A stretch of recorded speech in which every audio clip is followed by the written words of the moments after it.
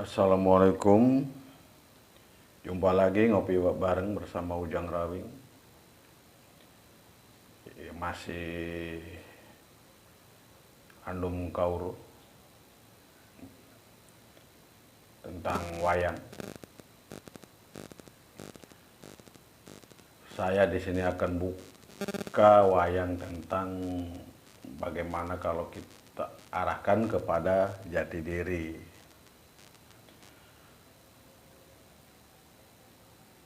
Perang tiga selain Bratayuda, Bratayuda, terus Kikis Tunggarana atau Ramayana di bab perwayangan itu di dunia perwayangannya diceritakan seperti itu. Bagaimana perangnya Bratayuda, perangnya Dursasana dengan Bima atau Werkudara, terus perangnya Kikis Tunggarana dengan Gatotkaca dengan Suteja, terus perang wanita seperti Rama dengan Dasamuka. Nah, sekarang bagaimana filosofi itu kalau di jati diri kita ini seperti apa perang Bratayuda pertama itu? Yang pertama adalah perang Bratayuda. Itu dibagi tiga seperti tadi, Bratayuda, Kikis Tunggarana, dan Ramayana. Kalau bab jati diri adalah perang Bratayuda itu adalah perang harta. Perang harta itu seperti ini. Jadi banyak kita ini bagaimana mencari urusan duniawi atau urusan harta, tapi banyak juga yang tidak tahu bagaimana caranya, tapi banyak juga yang salah kaprah mengartikannya. Perang harta di sini artinya di saat kita untuk mencapai sesuatu tentang harta dengan cara usaha tadi, bagaimana menggapainya, itu godaannya banyak. Bagaimana seperti perang Bratayuda tadi, godaannya adalah satu, adalah dari mata, seperti perangnya Arjuna dengan Cakil. Artinya di saat kita mau berusaha mencari urusan dunia, kalau kita terpengaruh oleh nafsu, maka kita ini akan gagal. Justru di sini kita harus bisa mengendalikan nafsu. Makanya waktu Cakil perang dengan Arjuna itu, Cakil itu matinya oleh kerisnya sendiri. Artinya di saat kita mau mencari urusan dunia seperti itu, harus kita bisa meredam nafsu tadi. Nafsu sama hawa nafsu beda, itu harus kalian perhatikan. Nafsu itu memang selalu dekat dengan mata, selalu menggoda mata. Di saat kita mata ada pandangan lain-lain, nah itu nafsu di situ muncul. Lalu perang harta itu yang baiknya seperti apa? Yaitu tadi harus bisa kita kendalikan yang namanya nafsu. Lalu bagaimana caranya? Buat kita perang harta itu dibagi tiga buat urusan sebagaimana supaya kita ini sukses, misalkan dengan cara prihatin atau dengan cara matematikanya seperti apa. Nah, ada filosofi yang mengatakan pada zaman orang-orang tua kita dulu, perang harta itu adalah untuk kehidupan kita sehari-hari, disebut adalah muda poya-poya, tua kaya raya, mati masuk surga. Nah, bagaimana muda poya-poyanya seperti apa? Muda poya-poyanya seperti begini, misalkan yang pertama, bagaimana kita mencari uang? Kalau kita sudah bisa mencari uang dengan mencipta dengan benar, usaha dengan benar, maksudnya usaha dengan benar itu udah pasti, udah mapan. Lalu kita usahakan untuk nabung. Ya. Nabung, kita kumpulkan uang itu, lalu, nah tabungan ini jangan dipikir sama kita, jangan diingat-ingat. Tabungan ini kita anggap adalah uang jajan, kita anggap hilang saja sudah. Setelah berapa tahun kemudian misalkan dari tabungan itu perlu kita lihat, atau mungkin ada pergantian ekonomi, pergantian uang, misalkan rupiahnya berganti, bisa diambil, lalu uang itu kita bagi tiga. Kita bagi tiga, untuk yatim misalkan satu, untuk istri atau anak satu, yang satu lagi untuk kita bisa bagi untuk guru atau untuk orang tua. Lalu di saat kita ngumpulin itu, apakah kita itu poya-poyanya di mana? Kalau uang selesai ditabung saja, nggak seperti itu. Nah, tetap ada pembagiannya. Pembagiannya seperti ini, misalkan kalian usaha dagang atau kerja.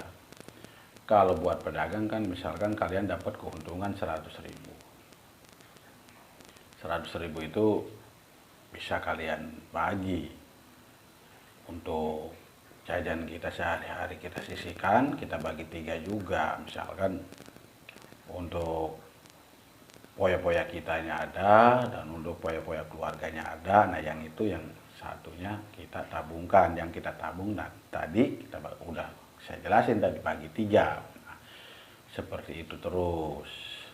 Nah ini akan berjalan terus. Nah tabungan ini kalau misalkan kita ambil dalam berapa tahun, 5 atau 10 tahun, mungkin usia kita sekarang berapa, kalau ditambah 10 tahun sudah pasti tua dan kita sudah tidak bisa apa-apa. Nah kita ambil celengan itu, lalu kita gunakan untuk usaha. Nah di situ kita sudah tidak memerlukan tenaga lagi usaha dengan modal itu. Kita udah ada modal, bisa usaha dengan hanya mengandalkan uang. Misalkan kita bisa buka toko atau segala macam. Nah di situ kita sudah mulai menikmati di hari tua gitu. Nah urusan mati masuk surganya urusan yang ketiga. Nah saya sudah jelaskan tadi, kalau uang tabungan ini kita bagi tiga, nah yang satunya kan berarti ada jatah buat ibadah, buat beramal. Nah di situ secara syariatnya atau secara jalannya sudah benar, ada ibadahnya, beramalnya ada. Mungkin kalian juga sudah tua, sudah nggak bisa bekerja dengan tenaga keras. Nah kalian sudah mapan, ibadahnya sudah nggak terganggu. Itu adalah salah satu perang harta. Nah, terus perang tahta. Perang tahta itu adalah perang kedudukan. Nah perang kedudukan ini adalah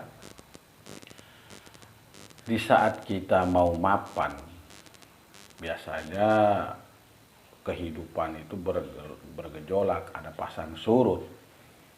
Nah, di saat tua ini mungkin di saat kita mau mencapai duduk menjadi orang tua yang benar, justru godaan semakin besar. Apalagi umur, misalkan kalau laki 45, perempuan umur 35, itu godaan sedang besar-besarnya. Tapi kalau kalian ingat kedudukan, akan pengen bahagia di saat umur sekian itu tadi, harus ingat pesan saya yang tadi.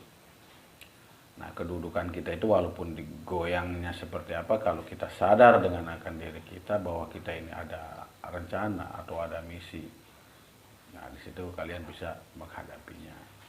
Nah di saat umur-umur sekian, nah, ada yang ketiga, yaitu adalah perang wanita. Perang wanita ini adalah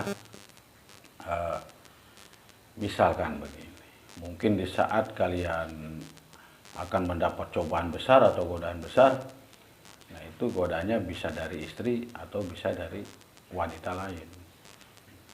Misalkan godaan istri kan kadang-kadang yang saya bilang tadi, kalau kita misalkan dagang, usaha, tiba-tiba uangnya masuk ke celengan tanpa pengetahuan istri, nah istri bisa kesal juga, bisa marah juga. Karena ekonominya yang kurang aja kita masih sempat ngumpetin uang lah istilahnya. Padahal kita sebenarnya naruh uang itu bukan ngumpetin buat dia juga. Nah, di saat itu tuh kadang-kadang istri itu akan menjadi marah dan emosi dan segala macam. Tapi kita ingat, harus bisa tahu istri kita ini jangan kita sawang tapi kita tonton. Sopo iki, siapa yang berbicara, atau istri apakah dari luar, hanya godaan saja. Nah, apalagi kadang-kadang lebih parahnya, kita sama istri tidak apa-apa, justru aman, rukun, damai. Tapi ada perempuan yang dari luar yang sengaja merusak, karena memang apa? Memang godaan perang tadi ya, selain tergoda harta tahta ya tergoda wanita.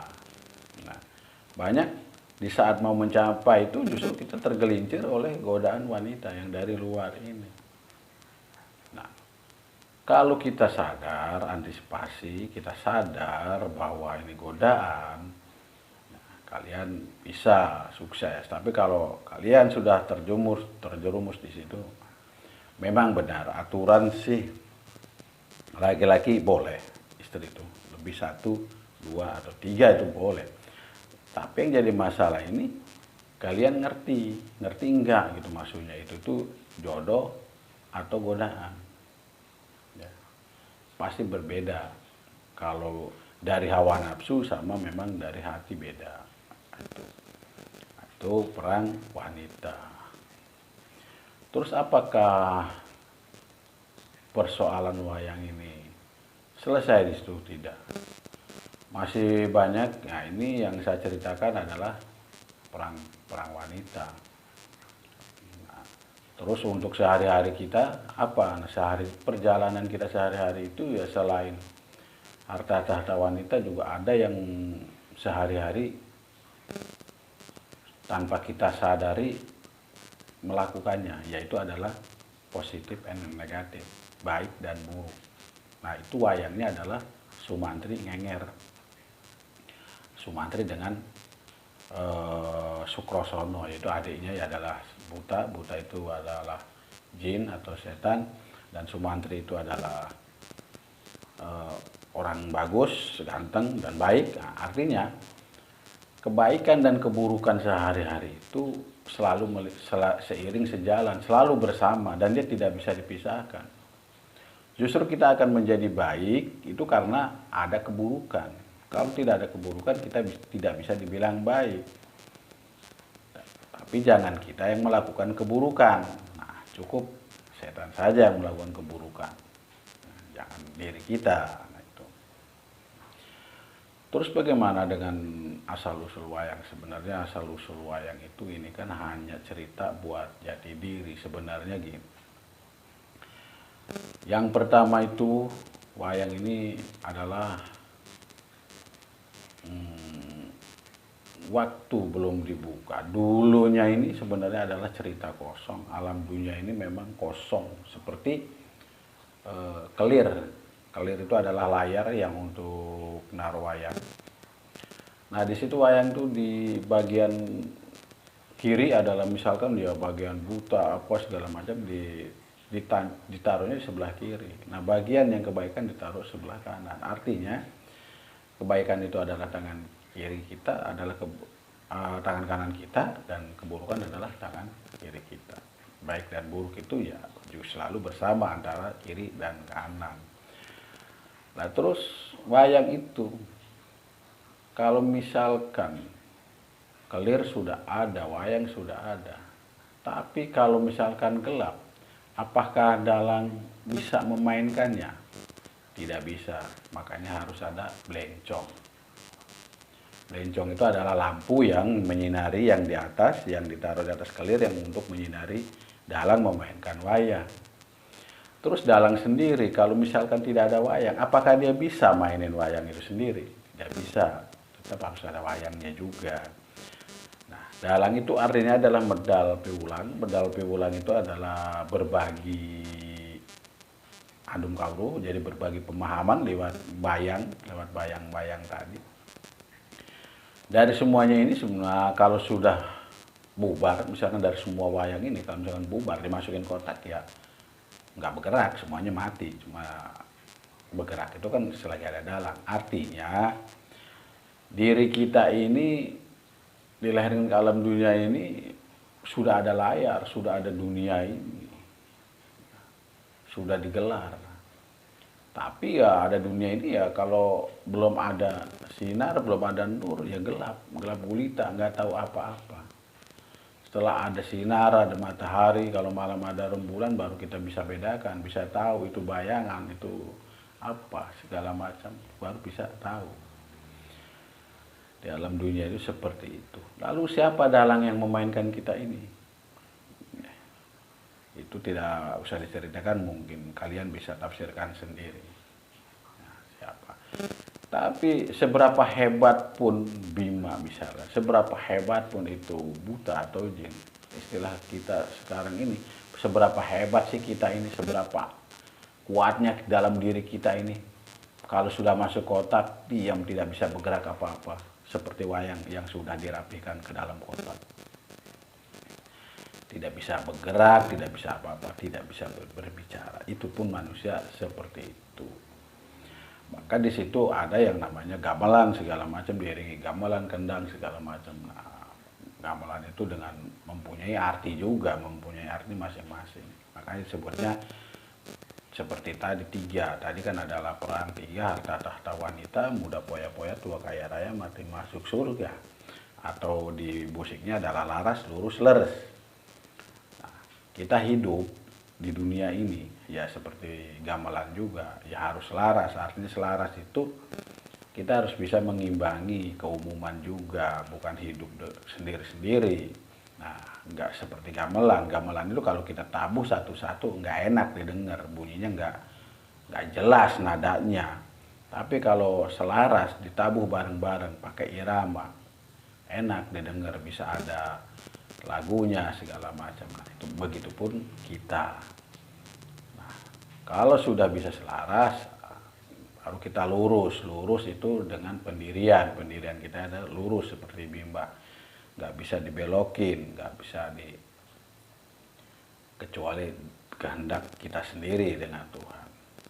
Nah, kalau sudah lurus, baru namanya laras. Laras itu benar. Nah, kebenaran ini menurut kita beda-beda masing-masing kebenaran. Kebenaran mereka beda dengan kebenaran kita. Semua kebenaran ini hanya bisa disadari kalau sudah bisa membuktikannya masing-masing kebenaran itu. Makanya kebenaran itu yang tahu hanya diri kita sendiri dengan Tuhan. Ya cukup sekian dulu wayang-wayang ini. Mungkin kalau ada yang kurang yang belum saya sampaikan atau ya kurang lebihnya ya pemahaman wayang saya ini cukup sampai di sini.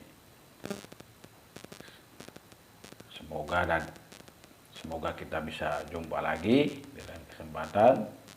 Wassalamualaikum warahmatullahi wabarakatuh.